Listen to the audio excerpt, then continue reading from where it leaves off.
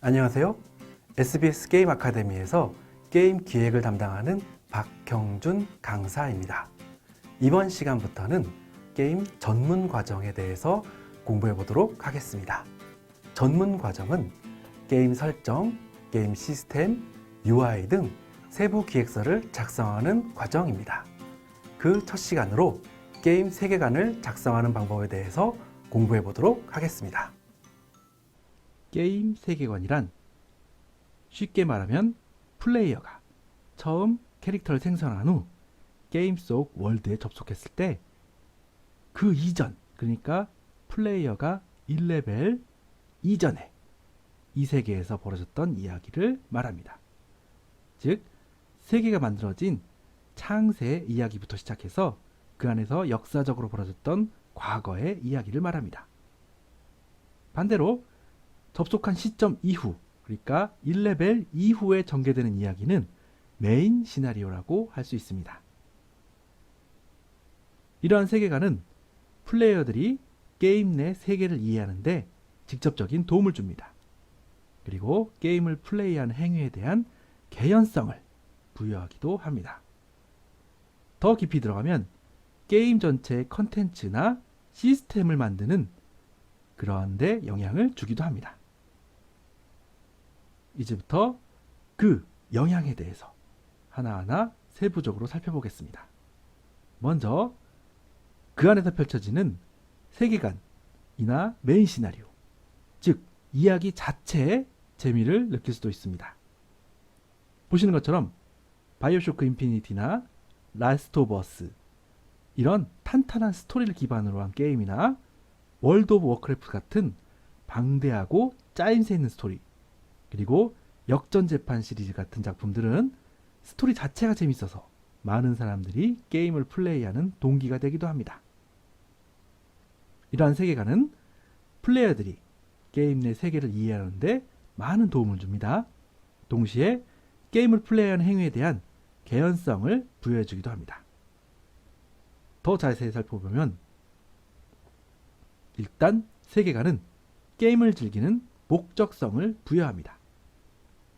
예를 들어 여러분들은 아라비안 나이트처럼 그 다음에 어떤 이야기가 전개될지 궁금해서 계속 게임을 플레이했던 적이 분명히 있을 것입니다. 저 또한 예전에 파이널 판타지 7 이 게임의 엔딩을 보고 나니 총 플레이 시간이 70시간이 넘었습니다. 그때는 정말이지 이 다음 얘기가 어떻게 될지 궁금해서 도중에 세이브를 하고 중단하지 못하고 밤을 꼬박 새워서 플레이했던 기억이 있습니다. 이외에도 메탈 기어 솔리드나 바이오해저드, 블레이드 앤 소울 같은 경우도 그랬습니다. 그렇다면 여기서 잠깐 세계관의 게임 플레이 목적성에 대해서 조금 더 살펴보도록 하겠습니다. 제가 와우, 그러니까 월드 오브 워크래프트를 플레이하던 때를 예로 들어보겠습니다. 그 당시에 저는 정말로 밥 먹고 자는 시간을 제외하고 시간이 남으면 와우에 맨날 접속해서 플레이하곤 했습니다. 그때 왜 그렇게 그 게임에 열중했는지 한번 생각해보면요. 게임을 하다 보면 난 우리 아제로스의 평화를 지켜내야만 해. 우리는 그런 대명분이 있어. 왜? 적들이 우리를 침략해왔으니까. 그리고 난 이 세계 영웅이니까 최종 보스를 반드시 없애버려야만 해. 그러면서 게임 속 이야기 끝에 버티고 있는 최종 보스를 물리쳤을 때 저는 정말 큰 성취감을 얻을 수 있었습니다. 그런 것을 또 얻기 위해서 아무나 계속 게임을 플레이하지 않았나 생각됩니다. 물론 그 외에도 좋은 아이템을 얻거나 빨리 레벨업을 해야 한다는 목적도 있었지만 그 당시 저는 워크래프트 세계관 안에 한참 빠져 있었던 상태인지라 아무튼 그 와우라는 게임 안에서 전개되는 이야기에 푹 빠져버렸던 것 같습니다. 그렇게 게임을 한 지 거의 1년, 즉 세계관은 그렇게 오래도록 게임을 즐길 수 있는 요소가 되면서 동시에 지겨울 수 있는 게임 플레이에 큰 동기를 부여하는 역할을 합니다. 그리고 마지막에는 결국 이렇게 아름다운 NPC나 다른 사람들로부터 이 말을 듣고 싶었던 건지도 모릅니다. 정말 고마워요, 용사님 하고 말입니다. 물론 여기에 쓰인 이미지는 다른 게임의 이미지입니다. 개인적으로 좋아하는 캐릭터라서 넣어봤습니다. 게임 세계관은 이런 스토리 외적으로도 게임 컨텐츠나 시스템 개발의 방향성을 제시하기도 합니다. 예를 들어 세계관이 중세 판타지라고 가정해 보겠습니다. 배경적으로는 중세시대, 문화적으로는 13세기 유럽 정도, 기술 수준은 비교적 높은 대장 기술을 사용한다는 세계관적 설정이 있다고 가정해 봅시다. 이렇게 설정되면 아마도 여기 보시는 것처럼 마비노기 영웅전 정도의 배경이 나오지 않을까 생각이 됩니다. 즉, 세계관은 그대로 게임 속 캐릭터나 무기 방어구 아이템, 그리고 배경 리소스의 제작 컨셉이 그 안에서 정해집니다. 시스템의 경우도 예전 네드라는 게임 개발 프로젝트에서 이 세계는 모두 물, 불, 바람, 대지 같은 원소 크리처, 그리고 사랑, 분노 등의 관념 크리처들로 인해서 세계가 만들어졌다는 설정이 있었습니다. 그리고 이 설정은 후에 플레이어들이 직접 데리고 다니는 펫 크리처가 돼서 각각 그들이 상징하는 느낌 그대로 구현되기도 했습니다. 한 예를 들어보면요. 여기 보시는 기름을 생산하는 크리처와 불 크리처를 함께 데리고 다닐 경우에요. 먼저 기름 크리처가 주변에 기름을 뿌린 후 그 다음에 불 크리처가 불 스킬을 사용하면요. 그 주변이 기름불로 타오르는 광역 공격을 할 수 있게 되는 그런 전투 시스템이 있었습니다. 이런 것도 다 세계관 안에서 다 설정되어 있었던 것입니다. 미리요. 자, 그럼 이제 이런 세계관의 특징이 무엇인지 한번 알아보겠습니다. 그 전에 먼저 게임을 다른 매체들과 한번 비교해 보겠습니다. 먼저 책입니다. 책은 텍스트를 이용해서 세계관 및 이야기를 전달하는 매체입니다. 특징은 글을 읽으면서 머릿속에서 다양한 자신만의 해석과 구체화 과정을 즐길 수 있습니다. 그렇게 해서 같은 글을 읽더라도 머릿속에서 생각하는 게 다 다를 수 있죠. 다만 최근 많이 약화되는 추세라서 좀 아쉽습니다. 그 다음이 영화나 애니메이션입니다. 이들은 주로 영상과 음악을 이용해서 스토리텔링을 합니다. 다양하고 스펙터클한 영상미로 강한 인상을 주긴 하지만 단점이 있습니다. 단점이라고 하기엔 좀 뭐하지만 게임과 다른 특징? 보시면 그저 이야기의 일방적인 스토리텔링만 가능하다는 것입니다. 마지막 게임입니다. 게임은 앞에 봤던 영화나 애니메이션 같이 영상뿐만 아니라 게임 내 다양한 요소, 즉 NPC, 이벤트, 퀘스트, 아이템, 배경 등등 다양한 요소를 활용해서 스토리텔링을 합니다. 그리고 무엇보다 인터랙티브함, 다시 말해 유저의 행동에 따라 이야기 자체가 변화될 수도 있다는 것입니다. 쉽게 말한다면 겨울왕국이라는 애니메이션이 있다고 봅시다. 그 안에서는 도저히 할 수 없는, 즉 플레이어가 한스 왕자를 막지 못해서 마지막에 엘사와 안나가 죽게 되고 결국 한스 왕자가 아렌델 왕국을 차지한다는 전개가 애니메이션이나 영화 안에서는 절대 불가능했죠. 하지만 게임 안에서는 이게 가능한 것입니다. 그렇다면 이런 게임 속 세계관을 풀어내는 방법으로 가장 보편적인 텍스트로 전달하는 방법에 대해서 살펴보겠습니다. 그 가장 대표적인 것은 여기 보신 것처럼 퀘스트입니다. 퀘스트는 그 자체로 세계관과 메인 시나리오를 풀어내는 좋은 수단이 되지요. 특히나 최근에는 영상과 결합해서 더 훌륭한 이야기 전달 매체 역할을 하고 있죠. 특히나 이런 블레이드 앤 소울이 가장 대표적이라고 할 수 있습니다. 더군다나 여기 보시는 것처럼 블레이드 앤 소울에서 화중 사형 이야기, 이건 굉장히 많은 사람들이 재미있는 이야기 그리고 생각에 남고 감동적인 이야기로 많이들 기억하고 있습니다. 그 다음 NPC의 대사나 행동을 통해서도 이야기를 전달할 수 있습니다. 그냥 평범하고 일상적으로 들리는 NPC 대사 하나하나에도 그 주변에서 벌어진 이야기에 대한 단서뿐만 아니라 그 세계관까지도 읽을 수 있습니다. 대표적으로 월드 오브 워크래프트의 종족 중 하나인 오크들이 말끝마다 록타 로가 하는 구호를 붙이죠. 이게 그러니까 승리가 아니면 죽음을 정도로 해석될 수 있지만 이 구호 전체가 오크 종족의 성향 자체를 대변한다고 할 수 있습니다. 물론 그 외에도 게임 공식 홈페이지에 있는 세계관 설명글도 텍스트를 활용한 세계관 전달 방식이 됩니다. 그리고 게임의 배경 또한 세계관을 전달하는 중요한 요소 중 하나입니다. 첫 번째로 오버워치의 아이엔발데 맵을 예로 들어보겠습니다. 이곳에서 게임을 하다 보면 맵 곳곳에 부서진 메카닉들이 널려 있는 것을 볼 수 있습니다. 꽤 오랫동안 방치된 것 같기도 하죠. 그리고 이곳의 왕자에는 라인하르트 캐릭터를 닮은 어떤 거대한 몸집에 전투병 갑옷을 입었죠. 그의 시체가 어떤 왕자에 앉아있는 것을 볼 수 있습니다. 이것은 물론 무심코 지나칠 수도 있겠지만 이곳에 이런 것들이 있는 이유 과연 뭘까요? 이것은 바로 과거 기계들의 반란인 옴닉 사태 때 크루세이더 부대의 리더 발데리 폰 알더가 이곳에서 최후의 항전을 펼쳤다가 결국 장렬한 최후를 마친 이야기를 설명하기 위한 것입니다. 그 사건으로 결국 옴닉들을 독일에서 완전히 몰아낼 수 있었던 계기가 되기도 했습니다. 자, 재밌죠? 배경이 그런 것들을 다 설명하고 있는 것입니다.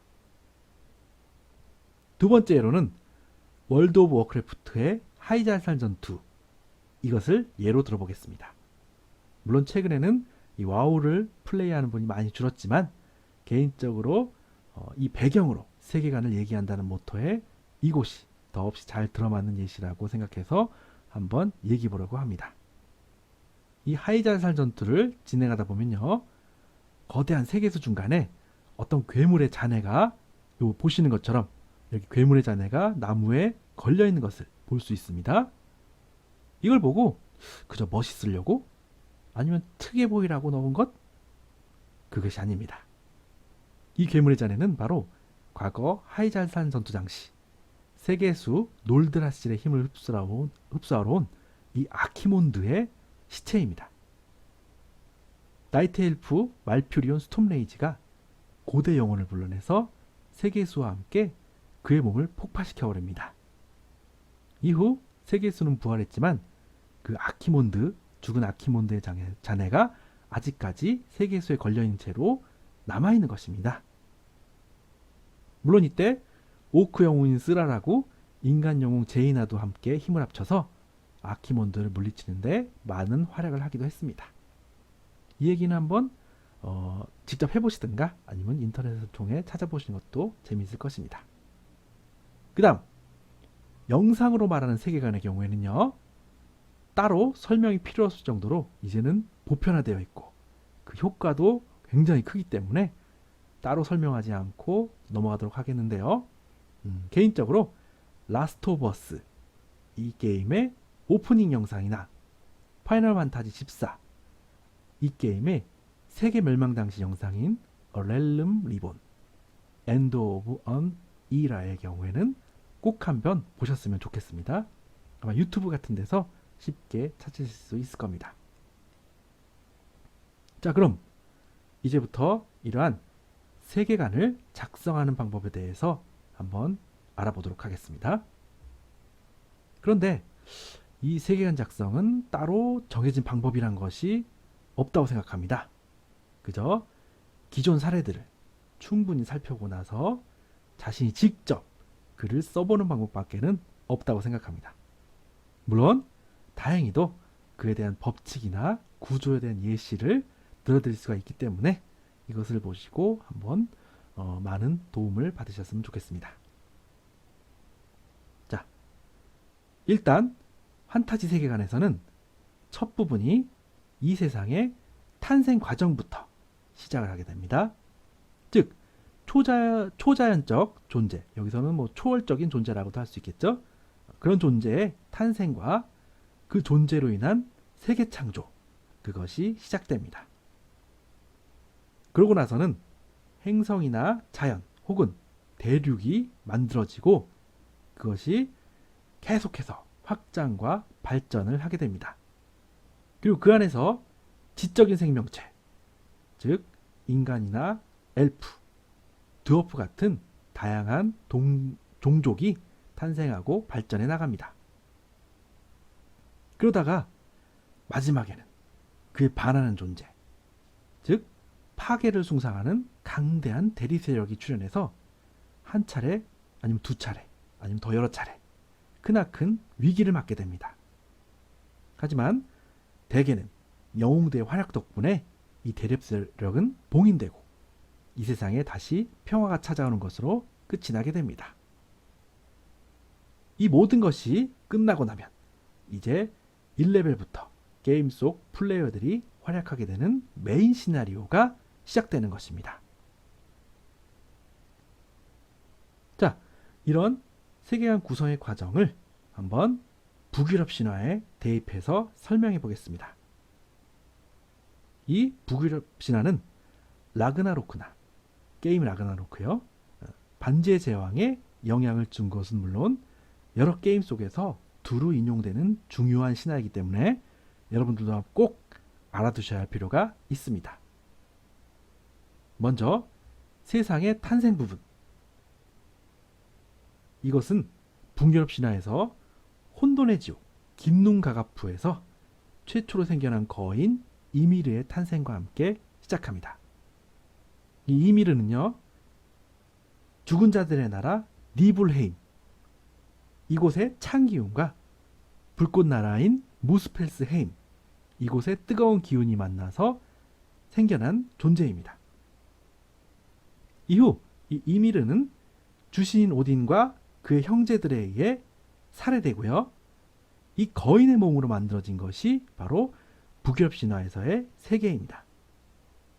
재미있는 것은 이미르의 살은 돼지, 뼈는 바위, 피는 물이 됐고 두개골은 하늘이 되었다고 합니다.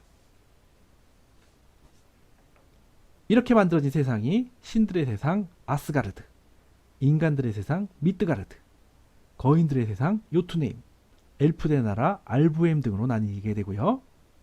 이렇게 세상이 만들어진 이후 아스가르드의 오딘, 토르 등의 신들이 반신들과 대립하면서 여러 가지 활약을 펼칩니다. 하지만 보시는 것처럼 이전 세상에 크나큰 위기가 찾아오기 시작합니다. 바로 신들의 황혼인 라그나로크가 시작된 것입니다.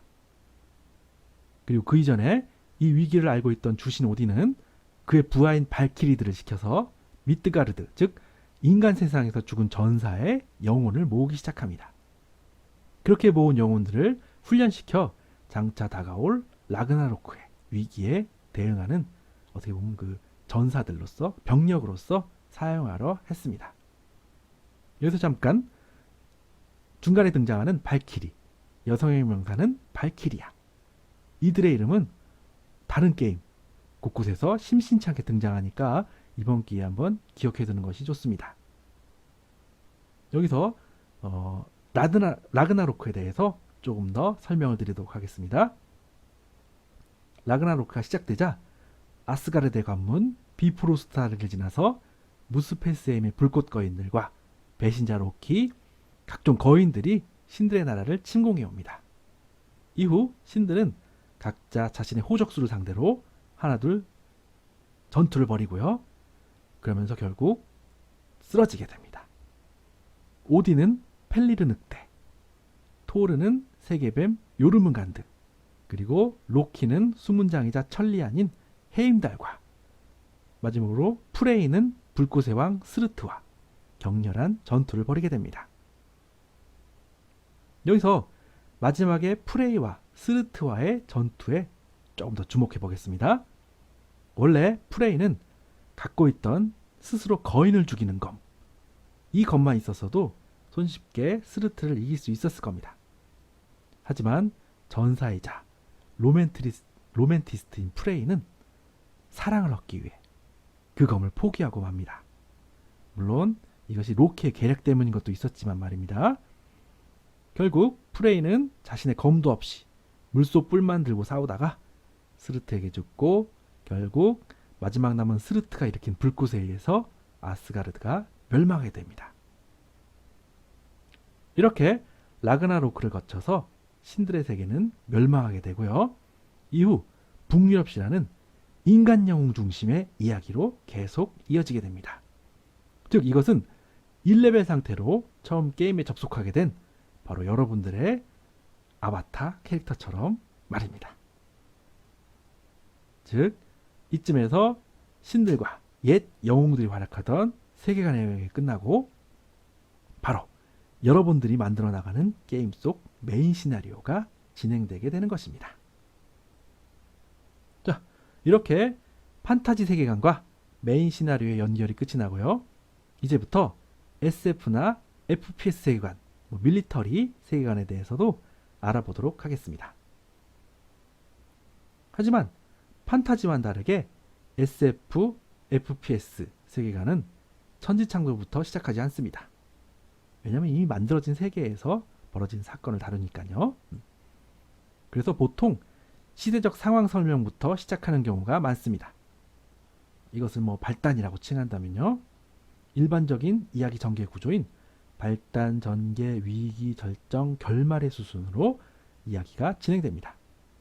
보시면은 발단에서는 시대적 상황 설명, 그리고 전개에서는 대립과 갈등의 시작, 그리고 위기에서는 그 갈등이 고조되고요. 절정에서는 마침내 극한의 대립과 크나큰 위기가 찾아옵니다. 그리고 결말에서는 극적인 해결이 이루어지게 됩니다. 그 예로 여기서 보시는 콜 오브 듀티 4 모던 워페어의 이야기를 예로 들겠습니다.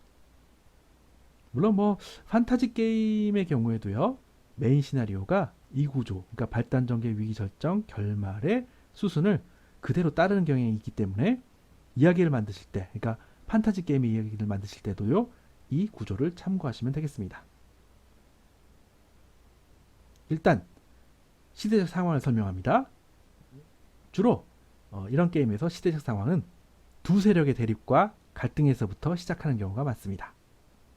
특히나 콜 오브 듀티에서는 이 부분이 테러 단체가 중동의 한 나라 대통령을 공개 처형하는 장면부터 시작한다고 설명할 수 있습니다. 자, 그 다음 대립을 고조시켜 점점 상황은 극한으로 치닫게 만듭니다. 이 전개에 해당되는 부분이 바로 중동 사태 해결을 위해 주모자인 알 아사드를 체포하라는 명령을 받고 미군이 투입되게 됩니다. 하지만 이때 핵폭탄이 폭발하면서 투입된 미군이 전멸한 사태가 발생합니다. 이후 영국 특수부대 SASA의 알 아사드가 체포되지만 그를 신문하는 과정에서 이 모든 사건의 배후에 이므란 자칼프라는 인물이 있다는 사실을 알게 됩니다. 이때 모던 워페어의 스토리상의 주인공 프라이스 데이죠. 일명 가격데이라고도 하는데 그가 15년 전 체르노빌에서 자신이 이 이므란 자칼프라는 인물을 암살하는 어떤 사실을 떠올리게 됩니다. 여담으로 이 부분 체르노빌 핵발전소 사고로 폐허가 된 프리피아트 지역에서 적용 미션이 행해지는데요. 이 부분은 꼭 여러분들이 한번 플레이해 보시기를 권장드립니다. 이후 위기 단계에서는 결코 돌이킬 수 없는 극한의 대립 상태로 치닫게 되고 플레이어들은 자신의 손으로 사건을 해결해야 한다는 사명감을 갖고 더더욱 이야기와 게임에 몰입하게 됩니다. 즉 위기 단계는 갈등을 확대시키는 전개가 계속 이어지는데요. 자카예프 행방을 알기 위해 그의 아들을 먼저 생포하는 작전을 수행하는데요. 결국 이 작전이 성공하지만 마지막에 이무란 자카예프의 아들 빅토르 자카예프는 체포 직전에 자살하고 맙니다. 스스로 머리에 총을 쏘죠. 그 때문에 아들을 잃은 자카예프는 미국과 영국에 대해서 피해 복수를 하기로 합니다. 그 와중에 러시아 핵미사일 기지를 습격하게 되지요. 이후 절정 단계에서 결국 이무란 자카예프는 핵미사일을 발사하지만 플레이어의 활약에 의해 그것이 저지되고 마지막에 탈출하는 자카예프까지 사살하면서 모든 사건이 종결되게 됩니다. 물론 이 과정이 굉장히 극적인 연출과 재미있는 스테이지 구성으로 이루어지기 때문에 실제 게임을 한번 여러분도 플레이해 볼 것을 강추드립니다. 그리고 마지막 극적인 해결을 통해, 즉 게임 엔딩 영상을 통해 감동의 결말 단계에 들어가게 됩니다. 마지막으로 정리해보면 세계관은 게임이 시작되기 전에 배경과 상황을 정리하는 과정이라고 할 수 있습니다. 그리고 메인 시나리오는 게임이 본격적으로 시작되고 나서의 이야기를 다룹니다. 이렇게 메인 시나리오까지 다 확정되고 나면 게임 속 각 맵의 구성과 동선이 명확해집니다. 더 나아가서는 게임 전체의 지도까지 만들 수 있게 되는 겁니다. 세계 지도는 시나리오 담당자가 초기 구상을 맡게 됩니다. 물론 최종 결과물은 그래픽팀에서 실제 세계 지도를 그림으로 그리지만 그 전의 구조나 동선은 분명 시나리오 담당자가 맡는 것이 맞습니다. 그리고 이 메인 시나리오를 바탕으로 그것을 실제 플레이하게 되는 게임 컨텐츠와 이벤트가 만들어지게 되는 것입니다. 즉, 세계관의 확립은 게임의 전체 컨텐츠와 시스템의 기틀을 만드는 아주 초기, 중요한 과정이라고 할 수 있습니다. 어떠셨습니까? 이번 강의를 통해 여러분들이 게임 세계관 작성에 많이 익숙해지셨으면 좋겠습니다. 다음 강의에서는 게임 시나리오 법칙에 대해서 공부해 보도록 하겠습니다. 지금까지 수고 많으셨습니다.